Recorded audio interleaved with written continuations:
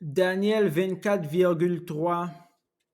Les falaises dominent la mer dans leur absurdité verticale et il n'y aura pas de fin à la souffrance des hommes. Au premier plan, je vois les roches tranchantes et noires.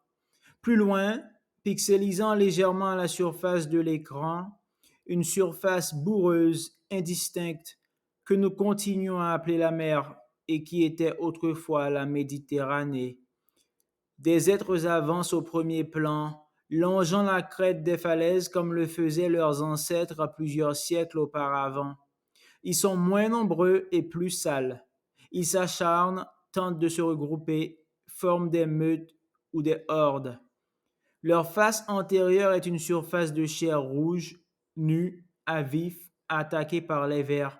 Ils tressaillent de douleur au moindre souffle du vent qui charrie des graines et du sable.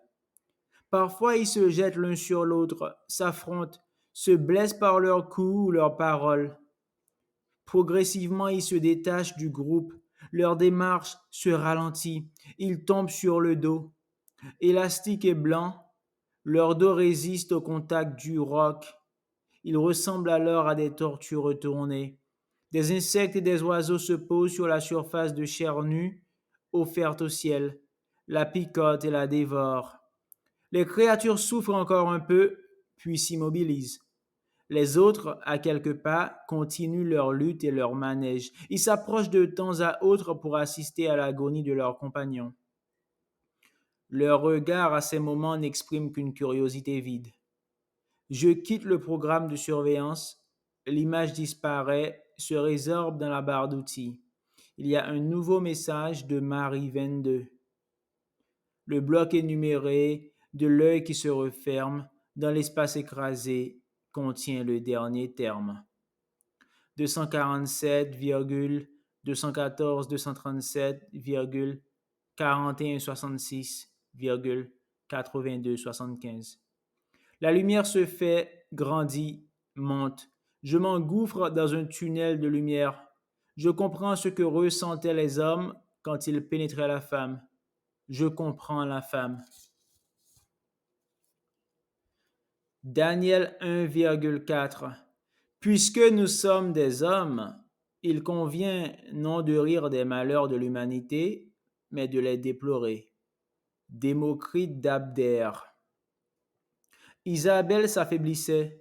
Ce n'était bien sûr pas facile pour une femme déjà touchée dans sa chair de travailler pour un magazine comme Lolita où débarquaient chaque mois de nouvelles pétasses toujours plus jeunes, toujours plus sexy et arrogantes. C'est moi, je m'en souviens, qui ai abordé la question en premier. Nous marchions au sommet des falaises de Carboneras, qui plongeaient, noires, dans des eaux d'un bleu éclatant. Elle ne cherchait pas d'échappatoire, de faux fuyants. Et effectivement, il fallait maintenir dans son travail une certaine ambiance de conflit, de compétition narcissique, ce dont elle se sentait de jour en jour plus incapable. Vivre avilit, notait Henri de Régnier. Vivre use, surtout. Il subsiste sans doute chez certains un noyau non avili, un noyau d'être.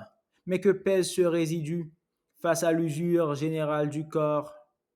Il va falloir que je négocie mes indemnités de licenciement, dit-elle. Je ne vois pas comment je vais pouvoir faire ça. Le magazine marche de mieux en mieux aussi. Je ne vois pas quel prétexte invoquer pour mon départ. Tu prends rendez-vous avec la Joanie et tu lui expliques. Tu lui dis simplement comme tu me l'as dit. Il est vieux déjà, je pense qu'il peut comprendre. Bien sûr, c'est un homme d'argent et de pouvoir, et ce sont des passions qui s'éteignent lentement. Mais d'après tout ce que tu m'en as dit, je pense que c'est un homme qui peut être sensible à l'usure. Elle fit ce que je lui proposais, et ses conditions furent intégralement acceptées. Il faut dire que le magazine lui devait à peu près tout. Pour ma part, je ne pouvais pas encore terminer ma carrière. Pas tout à fait. Bizarrement intitulé En avant Milou, en route vers Aden, mon dernier spectacle était sous-titré 100% dans la haine. L'inscription barrait l'affiche dans un graphisme à la Eminem. Ce n'était nullement une hyperbole. Dès l'ouverture, j'abordais le thème du conflit du Proche-Orient qui m'avait déjà valu quelques jolis succès médiatiques. D'une manière, comme l'écrivait le journaliste du Monde, singulièrement décapante. Le premier sketch, intitulé Le combat des minuscules, mettait en scène des Arabes rebaptisés Vermindala, des Juifs qualifiés de poux circoncis et même des chrétiens libanais affligés du plaisant sobriquet de morpion du camp de Marie. En somme, comme le notait le critique du Point, les religions du livre étaient renvoyées dos à dos dans ce sketch, tout du moins. La suite du spectacle comportait une désopilante scénette intitulée Les Palestiniens sont ridicules, dans laquelle j'enfilais une variété d'allusions burlesques et salaces autour des bâtons de dynamite que les militants du Hamas s'enroulaient autour de la taille afin de fabriquer de la pâté de juif. J'élargissais ensuite mon propos à une attaque en règle contre toutes les formes de rébellion, de combat nationaliste ou révolutionnaire, en réalité contre l'action politique elle-même. Je développais, bien sûr, tout au long du show, une veine anarchiste de droite, du style un combattant mis hors de combat, c'est un con de moins qui n'aura plus l'occasion de se battre. Qui, de Céline Audiard, avait déjà fait les grandes heures du comique d'expression française, mais au-delà, réactualisant l'enseignement de Saint Paul, selon lequel toute autorité vient de Dieu, je m'élevais parfois jusqu'à une méditation sombre qui n'était pas sans rappeler l'apologétique chrétienne.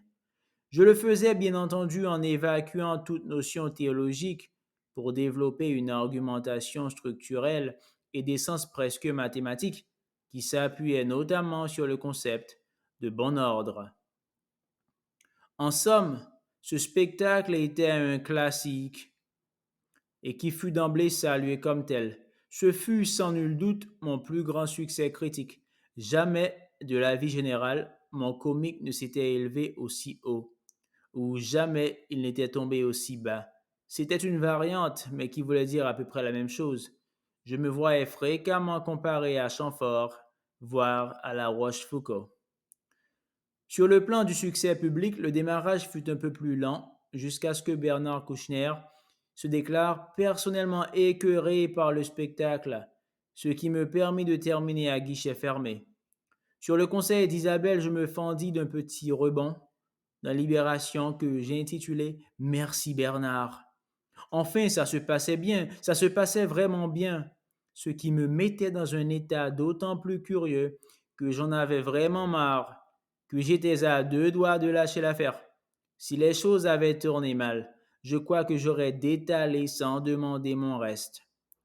Mon attirance pour le média cinématographique, c'est-à-dire pour un média mort, contrairement à ce qu'on appelait pompeusement à l'époque le spectacle vivant, avait sans doute été le premier signe en moi d'un désintérêt, voire d'un dégoût pour le public, et probablement pour l'humanité en général. Je travaillais alors mes sketchs avec une petite caméra vidéo fixée sur un trépied et reliée à un moniteur sur lequel je pouvais contrôler en temps réel mes intonations, mes mimiques, mes gestes. J'avais toujours eu un principe simple. Si j'éclatais de rire à un moment donné, c'est que ce moment avait de bonnes chances de faire rire également le public. Peu à peu, en visionnant les cassettes, je constatais que j'étais gagné par un malaise de plus en plus vif, allant parfois jusqu'à la nausée. 2 semaines avant la première, la raison de ce malaise m'apparut clairement. Ce qui m'insupportait de plus en plus, ce n'était même pas mon visage, même pas le caractère répétitif et convenu de certaines mimiques standards que j'étais bien obligé d'employer. Ce que je ne parvenais plus à supporter, c'était le rire en lui-même, cette subite et violente distorsion des traits qui déforme la face humaine, qui la dépouille en un instant de toute dignité. Si l'homme rit, s'il est le seul parmi le règne animal à exhiber cette atroce déformation faciale, c'est également qu'il est le seul, dépassant l'égoïsme de la nature animale, à avoir atteint le stade infernal et suprême de la cruauté. Les 3 semaines de représentation furent un calvaire permanent. Pour la première fois, je la connaissais vraiment, cette atroce tristesse des comiques. Pour la première fois, je comprenais vraiment l'humanité. J'avais démonté les rouages de la machine et je pouvais les faire fonctionner à volonté. Chaque soir, avant de monter sur scène, j'avalais une plaquette entière de Xanax. À chaque fois que le public riait, et je pouvais le prévoir à l'avance, je savais doser mes effets. J'étais un professionnel confirmé. J'étais obligé de détourner le regard pour ne pas voir ces gueules, ces centaines de gueules animées de soubresauts, agitées par la haine. Daniel 24,4. Ce passage de la narration de Daniel 1 est sans doute pour nous l'un des plus difficiles à comprendre. Les cassettes vidéo auxquelles il fait allusion ont été retranscrites et annexées à son récit de vie. Il m'est arrivé de consulter ces documents. Étant génétiquement issu de Daniel 1, j'ai bien entendu les mêmes traits, le même visage. La plupart de nos mimiques même sont semblables, quoique les miennes, vivant dans un environnement non social, soient naturellement plus limitées. Mais cette subite distorsion expressive, accompagnée de gloussements caractéristiques qu'il appelait le rire, il m'est impossible de l'imiter. Il m'est même impossible d'en imaginer le mécanisme. Les notes de mes prédécesseurs, de Daniel 2 à Daniel 23, témoignent en gros de la même incompréhension. Daniel 2 et Daniel 3 s'affirment encore capables de reproduire le phénomène sous l'influence de certaines liqueurs. Mais pour Daniel 4, déjà, il s'agit d'une réalité inaccessible. Plusieurs travaux ont été produits sur la disparition du rire chez les néo-humains. Tous s'accordent à reconnaître qu'elle fut rapide. Une évolution analogue, quoique plus lente, a pu être observée pour les larmes, autre trait caractéristique de l'espèce humaine. Daniel 9 signale avoir pleuré en une occasion bien précise, la mort accidentelle de son chien Fox, électrocuté par la barrière de protection. À partir de Daniel 10, il n'en est plus fait mention. De même que le rire est justement considéré par Daniel 1 comme symptomatique de la cruauté humaine, les larmes semblent, dans cette espèce, associées à la compassion. On ne pleure jamais uniquement sur soi-même, note quelque part un auteur humain anonyme. Ces deux sentiments, la cruauté et la compassion, n'ont évidemment plus grand sens dans les conditions d'absolue solitude où se déroulent nos vies. Certains de mes prédécesseurs, comme Daniel 13, manifestent dans leurs commentaires une étrange nostalgie de cette double perte. Puis cette nostalgie disparaît pour laisser place à une curiosité de plus en plus épisodique.